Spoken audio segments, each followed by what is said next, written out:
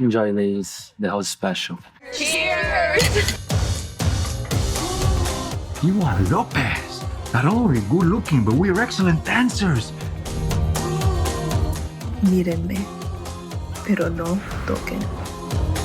Maybe I'm gaining weight to look like you. Yeah, baby. He's not white. He's Puerto Rican. He's spicy white.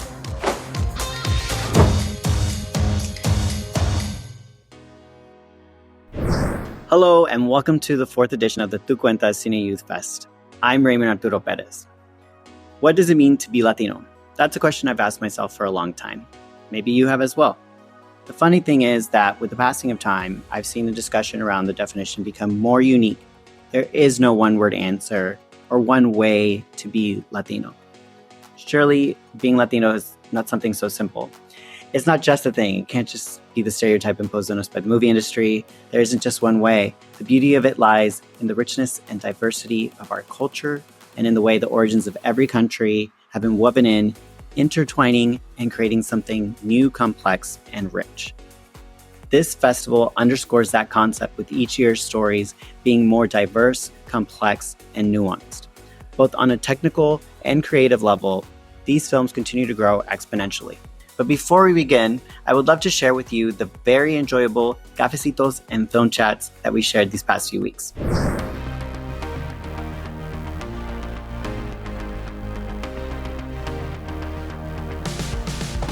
Don't be afraid to fail. Fail forward, fail through. If you are afraid to fail, then you might as well not even start at all. Be afraid to fail. It's key in success. Stay on top of technology because AI, whether it's AI or whatever it is, stay on top of it because it is the future. Technology is never going away. Stay positive, kind of put horse blinders on because the outside world is going to keep telling you no. And you have to be able to just have tunnel vision and be like, no, I can see it. Doesn't matter if you mom or you dad or you sister or you brother or you aunt. Doesn't matter who else can see it as long as you can see it. I need to make sure that I am delivering something that doesn't just tell a story but leaves an impact, because as they say, when you're Latino, you got to work twice as hard to be seen. Being clear of what you want and doing the work is the one thing that will continue moving you forward as a performer and as an artist. So keep going, find your community, and never give up. Those conversations were amazing, filled with tons of knowledge. If you missed that, you need to go check it out. cineyouthfest.org, your one-stop shop for all the things this festival has to offer, from mental health and domestic violence to puberty and dreams, from family and legacy to the hardships of paying bills. These films explore diverse aspects of life. Above all, there are large displays of talent. The diverse spectrum of culture, we are bound together by a love of storytelling. But to talk a little more about all these works, tonight we have with us 3 members of the jury who had the privilege of watching every entry and the difficult task of comparing them and selecting the winners. First, I welcome the great Liza Monet Morales, a true activist dedicated and determined to make the world a better place. How are you, Liza?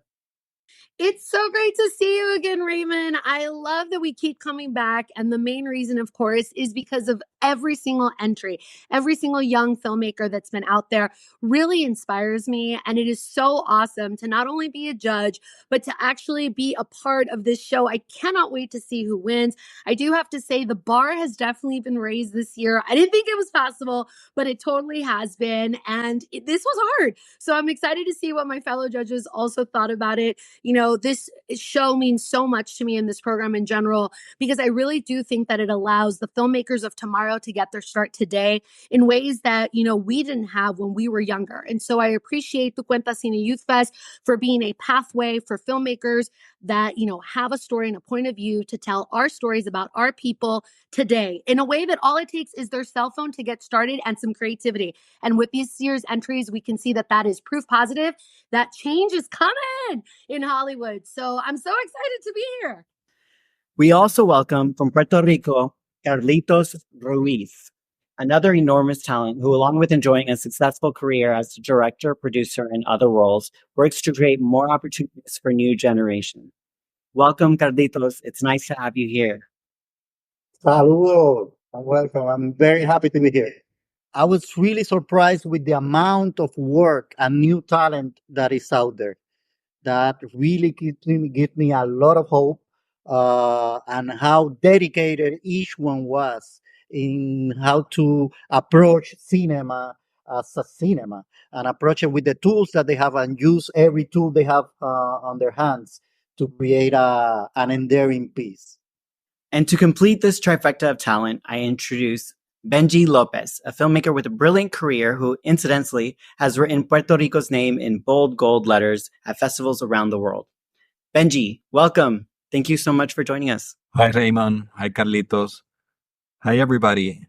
Thank you for having me here. I'm super excited, very happy, honored, and hoping also to see who is going to be the big winner. But like Carlito said, it's not about winning. It's about participating and telling your story. Your story will travel. People will see it. They will get the message. And I think that's what cinema is about. Telling stories, conveying a message, and showing that. Well, let's begin by asking Liza, what can this year's short films tell us about how younger generations see the world? Something that caught my interest, for example, is that in several stories there were single-parent families. Did anything surprise you? For me personally, you're right on about those single parent families. But what I was most taken aback was how honest and how candid our filmmakers were this year with their point of view, whether it was a documentary looking at their journey as, through immigration, whether it was mental health, whether it was them even looking at their own self-development and confidence, or even something through going through the passagehood of being a girl. Everybody came through very dynamic, but also very honest and candid, which took us on a roller coaster of emotions, and I really appreciate it. Carlitos, this year's edition was known by the wide variety of topics in the works presented. Was there any approach or treatment that you did not expect? The compilation of shorts that we saw this year engaged the audience into feeling that they're not alone. That even if it's a small story they're telling, there's other people that feel the same way, or that have experienced something alike. And Benji, as we saw in your film, Latino identity manifested itself in many different ways. Do you see a change in the way we represent what it means to be Latino? Is there more or less representation? Well, I actually think that Latinos are still being very truthful to themselves. You will expect in this modern world for the younger generations to, switch a little bit or walk away from their roots. But that is not what I saw there. Actually, I felt like Latino presence in their families are very, very strong still. So that was something that caught my attention. Actually, I was thinking that maybe they were going to, being assimilated by the U.S. culture or other places where they live, but it's very present in their families, and that's a good thing. Let's not walk away from what we are. I think that's amazing. This question is for the three of you. We are talking about generations that are digital natives, meaning people that since childhood have had smartphones, computers, access to microphones and cameras in a way that we never had. They are able to experiment with ideas, new technologies like graphics and animation, who can edit a video right from their phones. How much of that can we see in filming and editing here? And are there any noticeable changes to the way people are creating? I even saw animation that took me by surprise. It was very well done. And I think it was stop motion, if I believe I'm correct. And that's a very difficult thing to accomplish. I believe that, young generations these days, they have the tools in their hands and they know how to use it. It's very organic for them. So yes, I will see that very present in every work, I think. I would definitely say that TikTok has had an impact on this generation of creators, because what you can see is that they are learning how to tell stories in really creative ways. I really appreciated the cuts that they made. They weren't just like jump cuts. Some of us had to learn on the fly, but what was so great is that they're being really intentional with the messages that they want to say. And so it's not just in their script, but you can really tell in their production. And to your point, I think it is because they are digitally native creative, that they have the tools or they've looked up how to do a certain thing without it costing $1 million, but make it look like it does. And it really made an impact and made it even harder to judge, who the winner was going to be this year.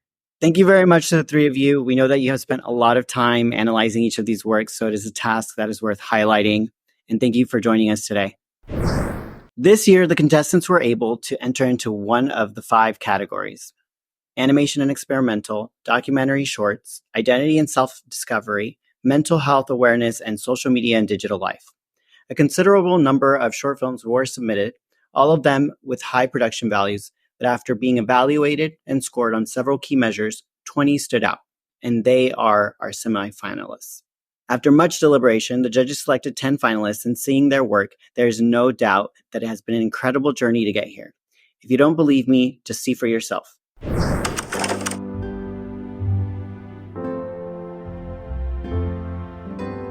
Ahorita vengo. Voy a trabajar.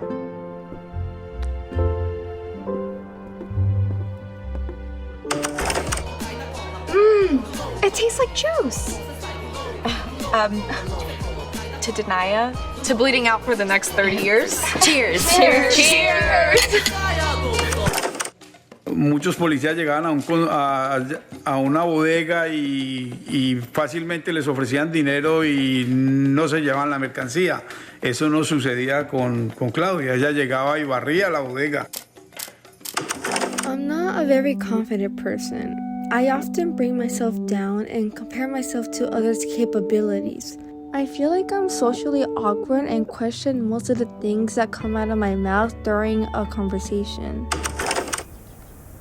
Hey, are you doing okay? Yeah, I'm fine. Well, if you need me, you know where to find me. I'm not Cuban. I'm American. I'm too brown for America and I'm too white for my own barrio. ¡Canos! Si tú pasas por mi casa, si tú ves a mi mamá, ¿qué le dices? Tú le dices que venga conmigo, que este movimiento no da un paso atrás. I just don't know why it has to be so complicated, I just want to be loved.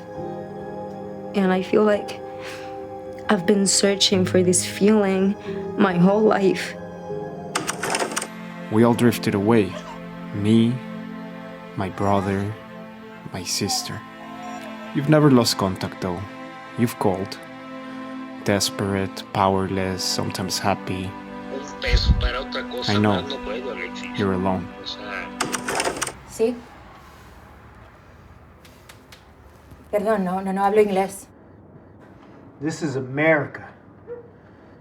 Now you speak fucking English in America. I am aware that all of you were left wanting to see much more. So I invite you to watch these short films from our 10 finalists by visiting our website, cineyouthfest.org. Tension is in the air as we are very close to revealing the winners of the Tu Cuentas Cine Youth Festival. Standing on the podium being recognized by this prestigious jury is already a reason to celebrate, but it is not the only one. The 3 works selected as our top 3 win cash prizes that will surely serve to promote new projects. The 3rd best short will win $1,000. It gets better. Our 2nd place winner will cash $2,000. And the jackpot, the grand prize of $4,000 for our selected winner. Also, Project Casting will offer a free annual membership to each of our winners, providing them full access to their platform and casting opportunities. Additionally, they'd love to feature the winners across all their social media channels and on their blog, giving them further exposure to a broad audience of industry professionals and fellow creators. Before we continue, this year, we have a special award to present tonight to our 4th place winner, the Tu Cuentas Spotlight Award. And the winner of the 2024 Tu Cuentas Spotlight Award goes to, drumroll, Victoria Sintra for her film Grieving the Girl. Victoria will get an award of $250. Let's hear about her creative process. Grieving the Girl popped into my head one day in an acting class. Two of my classmates were just doing a coming of age scene, and when they're finished, my teacher turned to us and she said that all coming of age stories are essentially a funeral story, that the, main character has to mourn their previous way of life in order to be reborn into this new person that they're becoming. And when I heard that, just the entire story of Grieving the Girl popped in my head. I really wanted to focus on how young girls are never really allowed to mourn their girlhood, their childhood. Like, as women, we're always quickly forced to grow up. So the inspiration for Grieving the Girl really came from that literal interpretation of the funeral, allowing women and girls to process growing up and becoming who they are, no matter how difficult they may be. Cheers! Cheers! Cheers! Congratulations, Victoria. How does it feel to be our Thank first Spotlight you. winner? It feels great. Thank you so much. I really appreciate it. This story was important for a lot of reasons. I think comedy can be kind of difficult sometimes to be taken seriously for some reason. So I think it feels great to acknowledge that. Well, thank you, Victoria. And congratulations again. Thank you so much. Well, the wait is over. It's time to reveal 3 best short films of this festival and the people behind them. Filmmakers have invested their effort, talent, and love of cinema in order to produce works of the highest quality. I'm going to present them randomly because little by little we will discover what the final order is. It will be something like our own short thriller. It is a pleasure to welcome Camila Flores for her short film, Power Play. It is also with great pleasure that I welcome Franco Vidal, who is here for Hot Latin Nights at the Granada. Completing this trio of great directors, we welcome Anabela Gonzalez, creator of Aquí. First of all, I would like to take this moment to congratulate the 3 of you for your amazing work. I really enjoyed them, but also you guys are essentially standing out from so many short films. And I think that says a lot about how your stories are cutting through, not just from you to creation, but also you to the audience and our judges who are, it had an impact on them. And here we go. Claiming the 3rd place honor in this year's Tu Cuentas Cine Youth Festival is Aquí. Let's listen to the creative process from its director.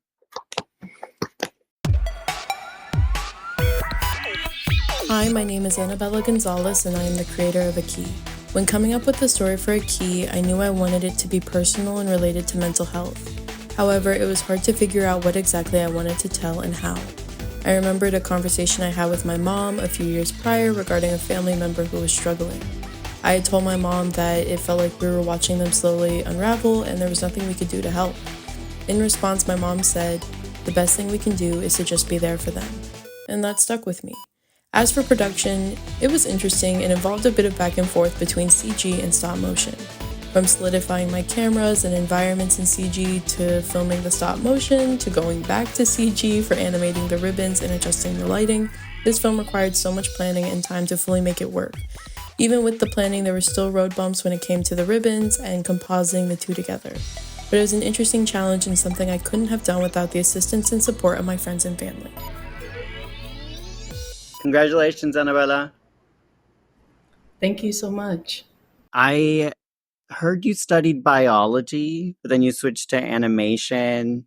Can you tell us a little bit about your journey from biology to animation? Also, it was also something that was shouted out by the judges, which I think is pretty dope. When I initially graduated high school, I had a love for both art and science. And so I remember my dad telling me that I could be a doctor and then do art on the side. And that sounded like a great idea. So I went to school for biology. I wanted to be a doctor. And within that first semester, I realized that it was just not for me. Those labs, it was not a good fit. So from there, I started taking more art classes, and it was actually a stop motion project that I did that made me realize I wanted to go into animation. So It was kind of a full circle moment too, to be recognized for this film, which is stop motion. And that's kind of what led me to studying it in the first place. So that's really awesome. And for this short, you went for a mix of computer graphics and stop motion. What about this story felt like those elements were necessary to telling it?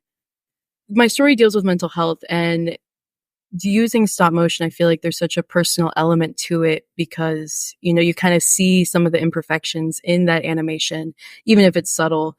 And I just felt like that tangible animation really added to this story of this character who isn't feeling quite themselves. And in terms of CG, it was both practical and for story, practicality just because I didn't have a lot of time. And I knew that it would be easier to build these environments in CG versus a full physical set. But also too, it's kind of going back to the character feeling out of place. I felt like having that background be in a completely different medium could potentially aid that storytelling even more of her being a bit off from her reality. So, well, congratulations again. And we can't wait for your next projects. And now there are two other people biting their nails.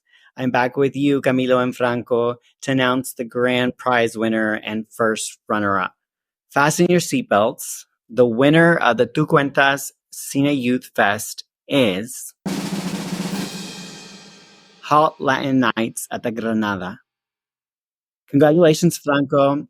I ask you to wait for us a few minutes because first we are going to talk to Camila, who takes the second prize with Power Play. Let's listen to a few words from the director of Power Play. Hi everybody, I'm the director and writer of Power Play. I made this movie during a time in my life where I had just moved to LA for my first job and I didn't know at all what I wanted to do in the industry, but I always had a dream of being a filmmaker, but I was just really scared. And I had some really amazing people around me who worked with me, who were producers, and they just really supported me in telling my story, and they encouraged me to finish the script and to make this movie.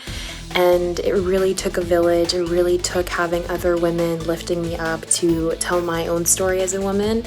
And ever since then, I've been very, very passionate about the female gaze and about really, healing through art and using that as a catalyst to help others. So I'm very proud of this movie. It is very vulnerable and honest, and I hope you enjoy it. Congratulations. Thank you so much. I really appreciate it. For sure. And I think now we would love to get to hear a little bit about your journey. How did you come to making films and to this story specifically? It definitely wasn't a linear path. It happened. I always loved movies as a kid, and I was very fortunate to grow up with a mom who put me into acting growing up. And then when I was 18, I kind of realized, oh, I don't really think I want to be behind the camera, or I don't want to be in front of the camera, but I really want to, start discovering, directing and writing. And so I went to film school. And then from there, I had a really great mentor during my internship who encouraged me to make a short film in our internship program. And then from there, I went to France where I kind of developed my style and aesthetic. And then I was able to move to LA, and I started working at a production company for two filmmaker brothers who were really encouraging and just, they were all about making it yourself. So I started getting into screenwriting, and then I did a fundraiser to fund Power Play. And then from there, we went into production last year and finished post-production this year in May. And yeah, so it's been a long journey, but very happy to be here. So thank you. I am curious, how did you to this story? What inspired it, and what made you feel like you wanted to tell such a personal and intimate story? I think I just always was interested in relationships and trauma. And this was during a time in my life where I was doing therapy for the first time. And I just kind of wrote it therapeutically for myself. And then I had other projects that I was sharing with my producers. And then they were like, I don't know, like, do you have anything that's just like a little bit more personal? And I was like, yeah, I do have this one story, but like, I don't know if I want to make it. And then I shared it with them and they really liked it. And they were like, no, we really think like this is what you should make.